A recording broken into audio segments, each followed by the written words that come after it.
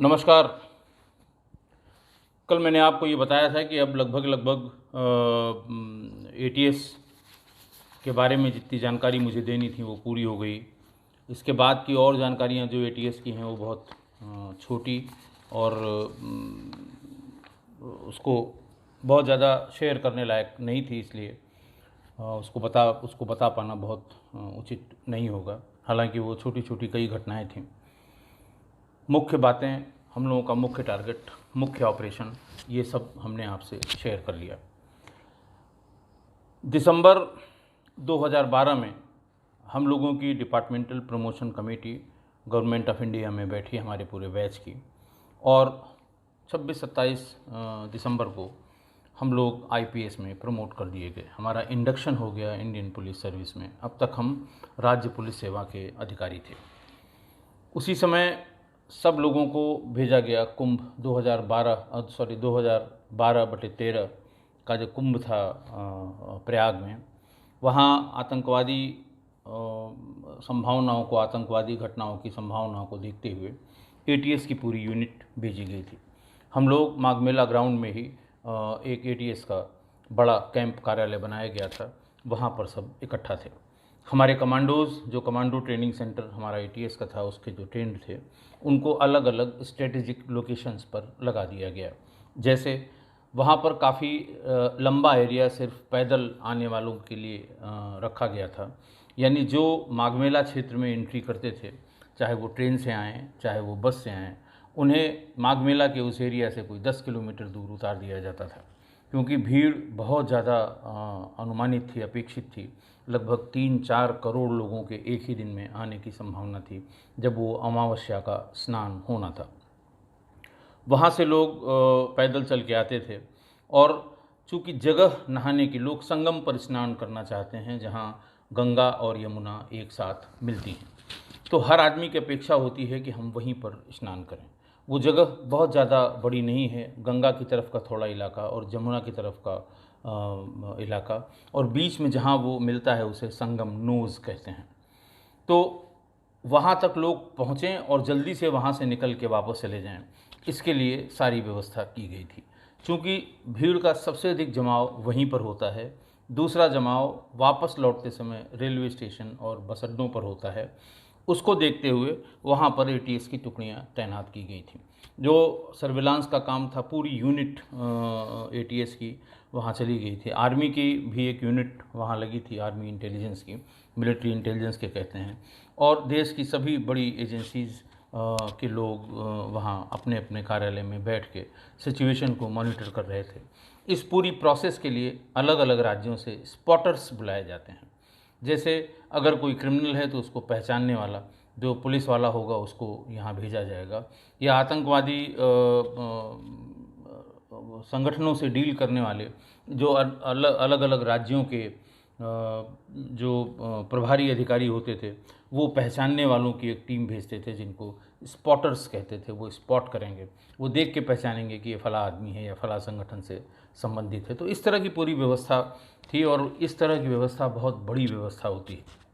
आप समझ सकते हैं कि लगभग 3-4 करोड़ लोगों के उस ह्यूमन फ्लो को रेगुलेट करना और उन्हें सकुशल अपने अपने जनपदों, अपने राज्यों में वापस भेजना कितना कठिन कार्य रहा होगा। लास्ट ईयर जो प्रयाग में हुआ था, वो जो अर्धकुंभ हुआ था, वो 2012-13 के उस कुंभ के बाद हुआ था, जो ज़्यादा ऑर्गेनाइज था। खैर, उसी बीच में जब ये अमावस्या का स्नान समाप्त हो गया तो उस समय हम लोगों की पोस्टिंग, पूरा बैच चूँकि आईपीएस में प्रमोट हो गया था, तो हम लोगों की पोस्टिंग हो गई, और 12 फरवरी 2013 को मैं एसपी रायबरेली के पद पर भेज दिया गया। मैंने 12 फरवरी 2013 को जाकर अपना चार्ज ग्रहण किया। उसी दिन एक गुमशुदगी लिखी गई। थाना भदोखर है, शहर से बिल्कुल सटा हुआ जो थाना है, थाना भदोखर, वहाँ पर एक 20 वर्ष के एक लड़के की गुमशुदगी लिखी गई।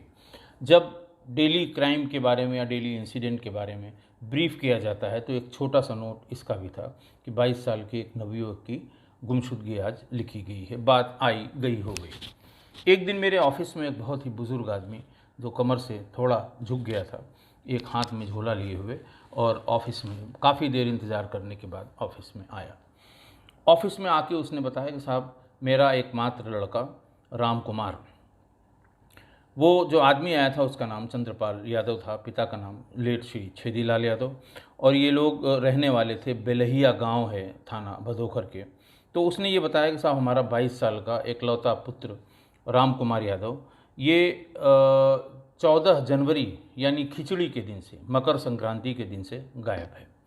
और इसके लिए मैंने बहुत कोशिश की, मुझे जगह जगह अपने सारे रिश्तेदारियों में जाना पड़ा, और आज तक उसका पता नहीं लगा। मैंने कंट्रोल रूम से पूछा कि इसके बारे में थाने को सूचना है। थाने ने बताया कि जी सर 12 फरवरी को 2013 को शाम को 8:05 पर जो हमारी सीरियल नंबर है एंट्री नंबर 34 पर इस आदमी की, इस लड़के की गुमशुदगी इसके पिता द्वारा ही लिखाई गई है। मैंने इंस्पेक्टर से पूछा कि भाई इसके ढूंढने का क्या प्रयास किया गया। उनका साहब बहुत प्रयास किया गया, बहुत ही गरीब लोग हैं, न लड़के के पास कोई मोबाइल था, न लड़की की माँ और न लड़के के बाप के पास कोई मोबाइल नंबर है, और चूंकि कोई मोबाइल नहीं है तो इसलिए इसके कांटेक्ट का हमें बिल्कुल पता नहीं। आप समझिए कि हमारी डिपेंडेंस कितनी ज़्यादा सर्विलांस पे और मोबाइल पर बढ़ गई है कि एसओ ने बिल्कुल साफ साफ कह दिया कि साहब बहुत मुश्किल है, और जहाँ जहाँ इनकी रिश्तेदारियाँ थी खुद इसने एक तो खुद तलाश किया, और दूसरे हम लोगों ने भी सब जगह टीम भेज के, जैसे इसकी ससुराल जहाँ है, इसकी बहन जहाँ ब्याही है, इसके लड़के की जो मौसी और बुआ, इन सब के जो जितनी रिश्तेदारियाँ हैं वहाँ सब जगह जाके देख लिया, कोई कुछ बताने को तैयार नहीं है, या फिर कहिए कि किसी को कुछ पता नहीं है। एक दिन और वो आया ऑफिस में, ये बात होगी करीबन मई की। ऑफिस में आया और शायद नहीं मिल पाया, तो ऑफिस से मेरे रेजिडेंस पर पहुंच गया। सामान्य रूप से इस तरह से रेगुलर रूटीन के जो प्रार्थी होते हैं, प्रार्थना पत्र लेके कंप्लेनेंट होते हैं या जिनका गिरवांश होती है, वो ऑफिस में ही, ऑफिस में एक पीआरओ बैठते हैं, एक सेल वहाँ पर जन शिकायत सेल होता है, वो हमेशा खुला रहता है। अगर किसी को इस तरह का प्रार्थना पत्र देना है तो वहाँ जाके वो प्रार्थना पत्र देता है, उसमें मुहर लगवा लेता है, उसमें सीरियल नंबर पड़ा होता है। दिन भर वो नहीं मिल पाया, तो वो आके हमारे घर के, आवास के ठीक बाहर बैठा रहा। मैं किसी काम से शाम को कोई 7 बजे बाहर निकल रहा था, तो हेडलाइट में जब घर से बाहर की तरफ गाड़ी निकल रही थी तो हेडलाइट में वो व्यक्ति बैठा हुआ, सड़क के उस पार पटरी पर बैठा हुआ दिखाई दिया। मैं उसको थोड़ा थोड़ा पहचान सा गया था। मैंने गाड़ी रोकी और मैंने कहा इसको बुलाइए, ये कुछ पहचाना सा लग रहा है। मुझे ऐसा लगा कि ये कोई बहुत ही परेशानी में है, तभी शायद आया होगा। उसे अपने कॉन्फिडेंशियल ऑफिस में मैंने बुलाया और उससे पूछा। उसने कहा साहब 14 जनवरी से अब तक मैं लगभग रोज़, मेरी पत्नी मुझे रोटियां और नमक बना के दे देती है और मैं एक डंडे में उसको टांग लेता हूँ और पूरा दिन चलता हूँ। तो हमने कहा आखिर कहाँ जाते हो, 2 महीने से कहाँ? बोले जैसे किसी तांत्रिक के यहाँ गए। तो उसने कहा यहाँ से 20 किलोमीटर पूरब की तरफ एक पेड़ है, पेड़ के नीचे फलां व्यक्ति मिलेगा या कोई चीज़ गड़ी हुई है, और अब जो है आप उसके ढूंढने का प्रयास न करिए। किसी ने कहा कि साहब आप यहाँ से फलां जगह चले जाइए, वो उस आदमी ने उसको कहीं भेजा है, आप उससे पूछिए, वो आपको बता देगा। इस तरह की तरह तरह की बातें, कुछ रिश्तेदार के रिश्तेदार, कुछ और रिश्तेदार के रिश्तेदार। कहीं कहीं इसने कहा कि साहब हम निकल जाते हैं, दिन भर पैदल चलते हैं, मेरे पास इतना पैसा नहीं है कि मैं बस पे बैठ के या ट्रेन पे बैठ के जाऊं। और वहाँ रात में जो पत्नी हमारी रोटी बना के देती है, जैसे मुझे लगता है कि मुझे करीबन 50 किलोमीटर जाना है, तो वो 4-5 रोटियां बना के दे देती है, और साथ में नमक होता है और एक ग्लास पानी पीने के लिए उसने रखा हुआ था। उन सबको एक पुराने से कपड़े में बांध के, जो डंडा कंधे पे रखता है उसमें लटका, उसने, मैंने कहा ले आओ उसे देखें। देखा मैंने, बहुत दुख हुआ उसको देख के कि ये अपने इकलौते लड़के के लिए वो कितना प्रयास कर रहा है और कब से प्रयास कर रहा है। खैर बात फिर आई गई हो गई। फिर मैंने वहीं पर एसओ को बुलाया। एसओ ने कहा साहब पूरे प्रयास कर लिए, कहीं पता नहीं लग रहा है, और कोई मोबाइल नंबर नहीं। बार बार वही एक बात, क्योंकि उन्हें बात टालनी है। अब ये ऐसी बात है, इसके लिए मेहनत करनी पड़ेगी, जगह जगह जाके पूछना पड़ेगा। लेकिन वो इसी को भेज देते थे। ये कहता था हाँ साहब यहाँ भी हो आया, मैं वहाँ भी हो आया, मैं वहाँ भी हो आया। और कभी कभी तो पूरा दिन ये थाने पे व्यतीत कर लेता था और थानाध्यक्ष से इसकी भेंट नहीं हो पाती थी, लोग इसे मिलने नहीं देते थे। और अब तो उसका ये कहना है कि साहब पहरा मुझे देखते ही भगा देता है। पहरा यानी जो सेंट्री बाहर खड़ा होता है बंदूक लेके किसी भी थाने के सामने, वो इसको देखते ही भगा देता है कि ये रोज़ रोज़ चला आता है। तरह तरह की बातें उसने बताई। रोने लगा बुज़ुर्ग आदमी। फिर एसओ को मैंने कहा भाई आप प्रयास करिए। एक दिन और एक बार जब वो आ गया, घर पे मिल गया और दिन दिन भर बैठा रहता था वो, जो वहाँ मिलवाने वाले लोग हैं, जो सब इंस्पेक्टर्स बैठते हैं, कंप्लेंट सेल, ग्रीवांस सेल के जो लोग बैठते हैं, उनको ये लगता है कि इनको मिलवाने से कोई फ़ायदा नहीं, इसका कुछ नहीं पता लग रहा है। पहले तो वो कोशिश करते हैं संबंधित थाने से पूछने की भाई इसमें क्या हुआ, अगर एसपी साहब के पास इसको भेजा जाए तो इसका क्या जवाब होगा। तो लेकिन कोई बात उनको लगता है कि कुछ नहीं हो पाएगा, तो उसे किसी बहाने से वापस कर दिया करते थे। जून में काफ़ी पानी बरस रहा था। जून के अंत में जब बरसात शुरू हुई थी तो एक दिन ये सवेरे ही आके मेरे दरवाजे पर, फिर गेट के सड़क के दूसरी तरफ आके बैठ गया। एक अशोक का पेड़ छोटा सा लगा हुआ है, वहीं पर आकर ये बैठा रहा। सुबह मैं ऑफिस जाने के लिए जब निकला, मैंने फिर देखा कि ये बैठा हुआ है। मैंने अपने साथ चल रहे जो स्कॉट के लोग थे उनसे कहा कि इसको लेके ऑफिस आइए। थोड़ी देर में वो ऑफिस भी पहुंच गया, उसको तुरंत बुलवाया मैंने। तो उसने कहा साहब मेरे लड़के की लाश मिल गई है। मैं अचंभित भी हुआ, मुझे घबराया भी मैं कि इसकी लाश कहाँ मिल गई इतने दिन से। पुलिस, क्योंकि पुलिस पे तुरंत आरोप लगते हैं कि अगर पुलिस ने मेहनत की होती, अगर पुलिस ने सिंसियरली इसको देखा होता तो लड़के की, या जो भी लड़का लड़की जो भी गायब हो, आदमी जो भी गायब हो, औरत गायब हो, तो साहब उसकी मृत्यु न होती। ये आरोप सबसे पहले पुलिस पर लगाया जाता है। मैंने पूछा क्या हुआ, कैसे हुआ। उसने कहा साहब पानी बहुत बरसा था, 4-5 दिन से, 1 हफ्ते से करीब बरस रहा था, तो पूरा घर हमारा टपकता है। बेटा था तो वही उसमें खपरेल को दुरुस्त करके बरसात के पहले ठीक कर देता था, लेकिन पूरे घर में बहुत नहीं, 2 कमरे थे, एक छोटा सा रसोई कम स्टोर टाइप का कच्चा था और खपरेल का वो मकान था। उसने कहा साहब मेरे कमरे में इतना पानी भर गया कि जगह जगह उसकी मिट्टी फूल गई थी, और हम और हमारी पत्नी थोड़ी सी जगह जो घर के बाहर जो बरामदा जैसा होता हुआ खुला हुआ, हम लोग उसमें समय काट रहे थे।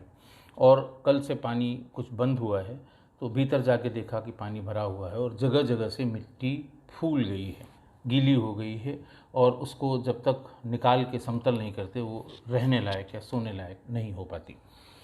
उसी में से एक जगह उसका ये कहना था कि थोड़ी सी जगह, करीबन 2 बाई 2 फुट की एक जगह है, जिसमें चींटों की बहुत ढेर सारे बिल बने हुए थे, और हर बिल में से बड़ी संख्या में चींटे निकल रहे थे। ऐसा लगता है कि भीतर जब पानी भर जाता है और चींटे बड़ी संख्या में वहाँ अपना घरौंदा बना के रहते हैं, तो वो बिल से जो रास्ता उनका बना हुआ होता है उससे बाहर निकल कर भागते हैं। उन्होंने कहा साहब चूँकि बहुत बड़ी संख्या में निकल रहे थे, मिट्टी वहाँ पोपली हो गई थी, तो मैंने पहले तख़्त को हटा के, वहाँ उसके ऊपर एक तख़्त पड़ी थी, तख़्त को हटाया वहाँ किनारे, और उसको मिट्टी को सीधा करने के लिए जब मैंने फावड़े से हाथ लगाया तो मुझे एक पंजे की 3 उंगलियां दिखाई पड़ी, और उंगलियां क्या, वो कंकाल, उसकी हड्डियां दिखाई पड़ी।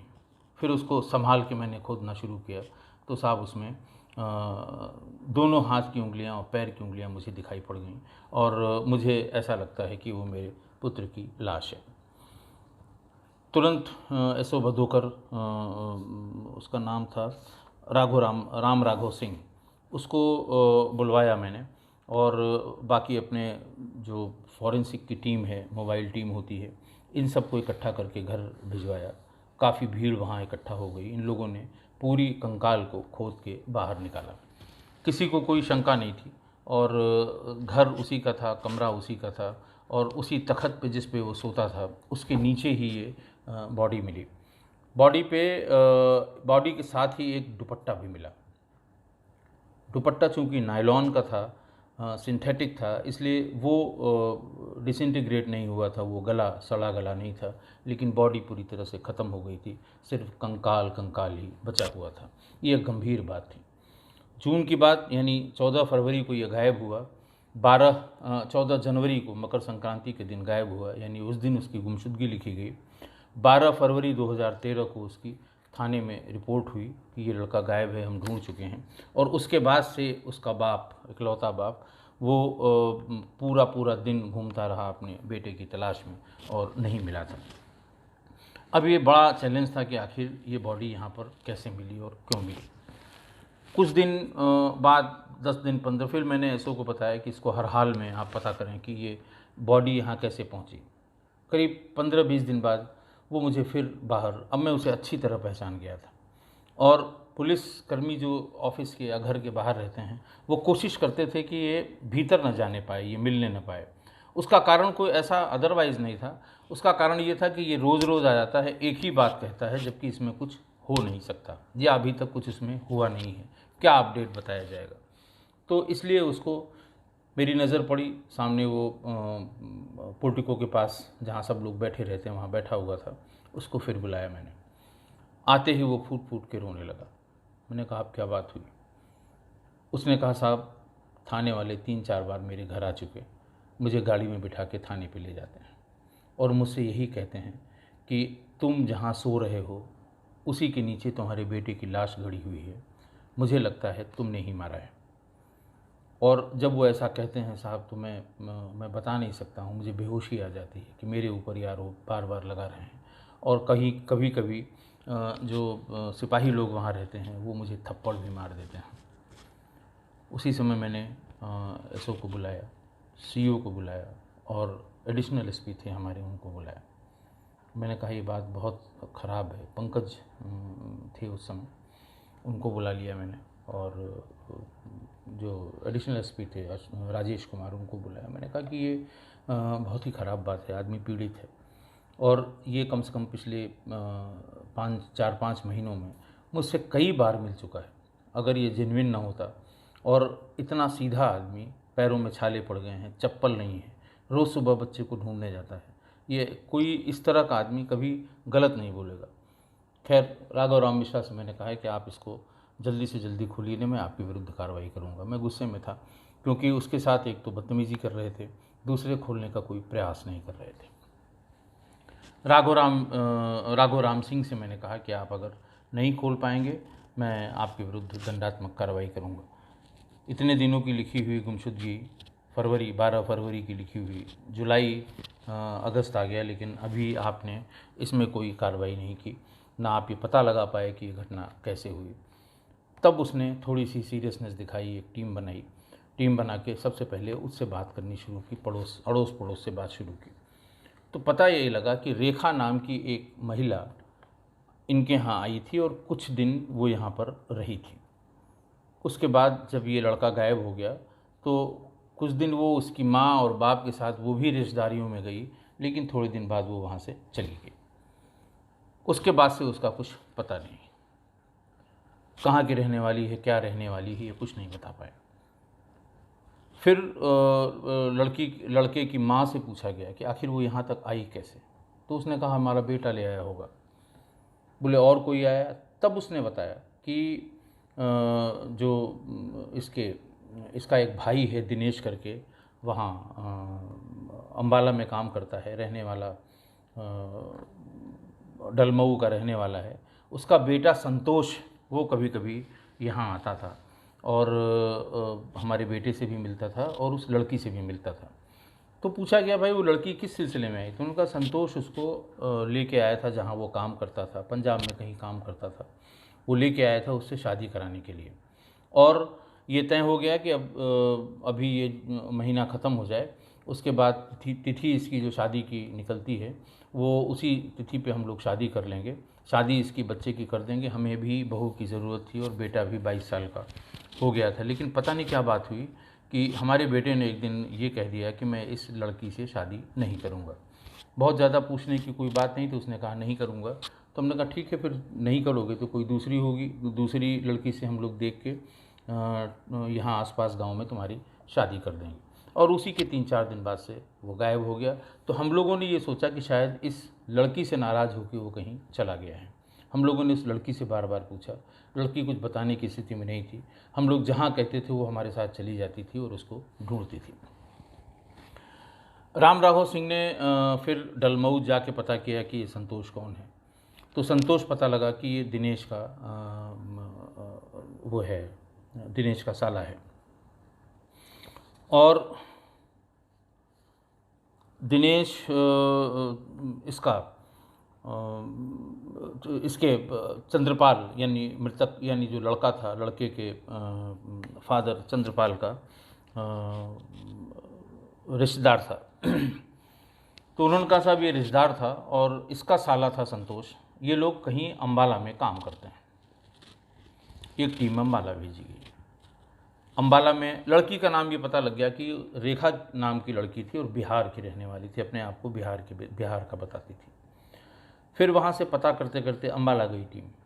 अम्बाला में संतोष भी मिला और दिनेश भी मिले। संतोष और दिनेश दोनों से पूछताछ की गई कि रेखा नाम की लड़की कौन थी। मोहल्ले में पूछा गया तो उन्होंने कहा साहब यहाँ थी और फलां उसका घर है जहाँ उसका भाई रहता है।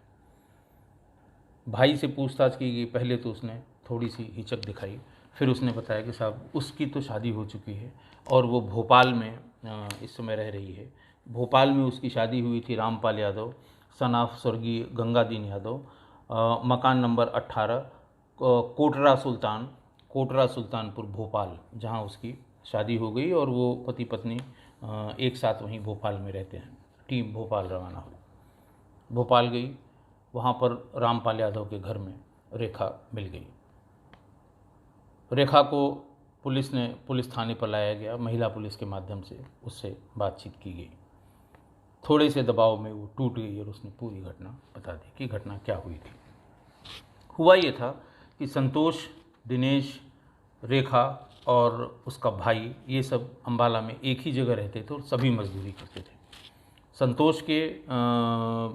संतोष का संबंध वहाँ रेखा से हो गया, लेकिन संतोष की पत्नी हमेशा इस बात का विरोध करती थी। संतोष ने दिनेश से ये कहा कि आपके जो साले का लड़का है वहाँ रायबरेली में बधोकर में, उससे हम उसकी शादी नहीं हो रही है, 22 साल का हो गया है, रेखा से हम उसकी शादी करा देंगे।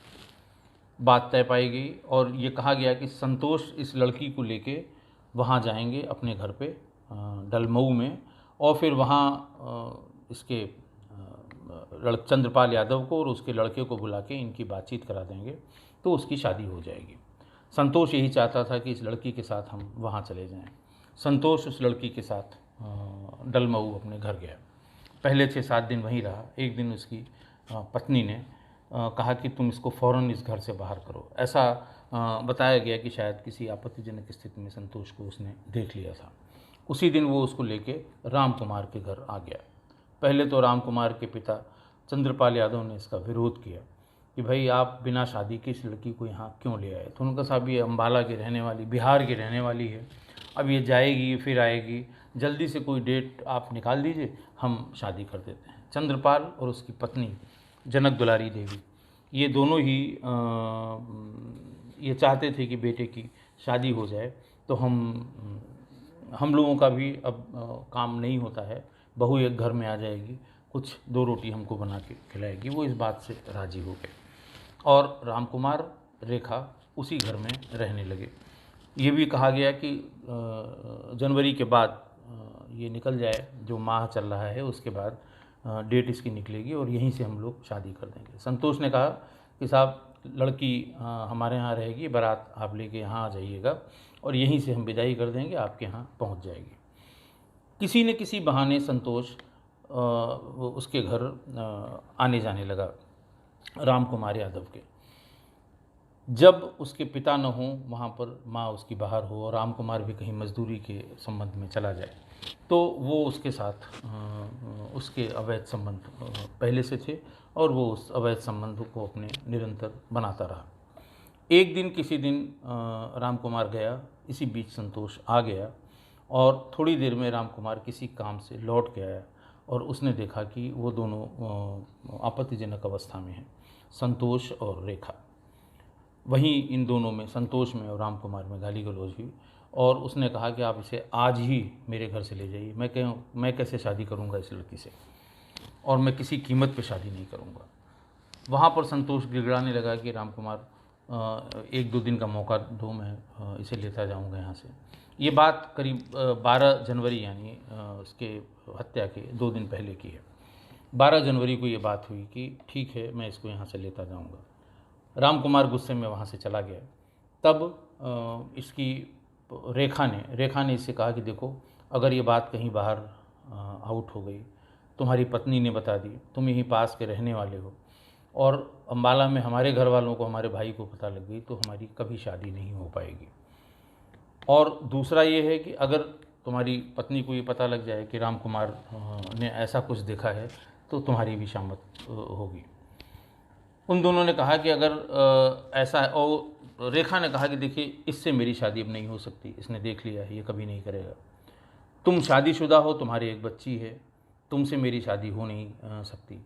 तो हम तो कहीं के न हुए, न घर के हुए, न घाट के हुए, मेरा तुमने बहुत नुकसान किया। इन दोनों ने उसी समय मिल के इसको मारने का प्लान बना दिया। जिस दिन 14 जनवरी की बात है, मकर संक्रांति यानी खिचड़ी के दिन की बात है। रात में चंद्रपाल, राम कुमार का पिता, ये खेतों के रखवाले के लिए खेत में सोने चला गया। माँ बुजुर्ग थी, वो बाहर वहाँ पर बरामदे में वो सो गई। राम कुमार और रेखा उस घर में थे। रात में इन लोगों ने पहले से तय कर रखा था। रात में उसने दरवाज़ा खोल दिया और संतोष बाहर आ गया, संतोष भीतर आ गया। उस समय ये तखत पर सोया हुआ था। संतोष और रेखा ने मिलके रेखा के दुपट्टे से गला घोंटकर उसकी हत्या कर दी। बड़ी सी एक तखत थी जिस पे वो सोते, राम कुमार सोता था। तो उसके बाद उस तखत को खड़ा कर दिया, उसके नीचे गड्ढा खोदा दोनों ने मिलके। घर में चूँकि लेबर लोग थे, ये मजदूरी करने वाले, घर में उसके नीचे, तखत के नीचे एक बड़ा सा गड्ढा खोदा। राम कुमार की लाश को उसके भीतर रखा, और घर में जो भी उपलब्ध 3-4 किलो नमक था, जो वो ढोके वाला नमक होता है, जो रॉक साल्ट जिसको कहते हैं, सफ़ेद वाला, गांव देहात में वही लोग ले आते हैं और उसको पीस के फिर इस्तेमाल करते हैं। जो 3-4 किलो नमक था उस बॉडी के ऊपर डाल दिया। सामान्य रूप से बॉडी में दुर्गंध ना आए और वो जल्दी गल जाए, इसके लिए नमक का प्रयोग मवेशियों में किया जाता है। लेकिन वो डाल दिया, डाल के ऊपर उसकी मिट्टी डाल दी, मिट्टी को बिल्कुल ठीक ठाक समतल कर दिया और तखत को उसके ऊपर डाल दिया। तखत को उसके ऊपर डाल के और फिर रेखा उस पर सो गई। संतोष चुपचाप बाहर चला गया। 2 दिन हो गया, 3 दिन हो गया, जब राम कुमार नहीं आया तो रेखा से उसने पूछा। उन्होंने कहा कि कुछ हमसे नाराज़ हो गए थे, इसलिए कहीं चले गए होंगे, आएंगे। फिर इसी बीच में संतोष भी रोज़ आने लगा कि भाई राम कुमार कहाँ गया, राम कुमार कहाँ गया। और फिर उसके पिता के साथ वो ढूंढने जाने लगा अपनी सारी रिश्तेदारियों में। 7-8 दिन तक वो वहाँ पर इधर उधर राम कुमार को ढूंढने के लिए उसके पिता चंद्रपाल के साथ वो ढूंढता रहा। 8-10 दिन जब हो गए, लेकिन इसी बीच वो रोज़ आता रहा, प्रतिदिन आता था। और जब भी इन्हें मौका मिलता था, उसी तखत में जिसके नीचे राम कुमार की लाश गड़ी हुई थी, वहाँ पर ये दोनों एक दूसरे से संबंध बनाते रहे, जो इनके पहले से चले आ रहे थे। फिर 10 दिन के आसपास, 10 दिन के बाद एक दिन रेखा ने कहा कि संतोष ने कहा कि रेखा, अब वो राम कुमार यहाँ है नहीं, जब राम कुमार आएगा तब मैं रेखा को फिर वापस ले आऊँगा शादी कराने के लिए, लेकिन तब तक बेहतर ये होगा कि हम इसको इसके घर बिहार छोड़ आएँ। उसने कभी अम्बाला का नाम नहीं लिया, इसीलिए अम्बाला के बारे में इन लोगों को, लड़की हमेशा बिहार का बताती थी और संतोष भी हमेशा अपने आप को बिहार का बताता कि बिहार में ये की रहने वाली है, कभी उसने अम्बाला नहीं बताया। तो वो उसे लेके फिर चला गया वापस अम्बाला और फिर वहीं पर रुक गया। उसके बाद कभी वापस लौट के नहीं आया। इसी बीच में ये पूरा सब चीज़ें पता लग गई। यानी 14 जनवरी 2013 को गायब हुआ व्यक्ति, वो जून में उसकी बॉडी मिली और उसके बाद भी 22 दिसंबर 2013 को वो रेखा और संतोष ये दोनों गिरफ्तार हुए। आप समझ सकते हैं कि अच्छा, एक घटना इसके बाद ये हुई कि जब ये दोनों चले गए वहाँ पे, वो तख़्त खाली हो गई, तो चंद्रपाल ने कहा कि मेरा बेटा इसी पे सोता था, मैं भी अब इसी पर सोऊंगा। और तब से लेकर, यानी जब इसकी हत्या हुई थी, इन लोगों ने मार के गाड़ दिया था 14 जनवरी को, उसके 10 दिन बाद से प्रतिदिन वो उसी पर सोता रहा, उसी जगह पर, उसी तख़्त पर, जिसके नीचे उसके इकलौते लड़के की लाश गाड़ी हुई थी, दफन की हुई थी।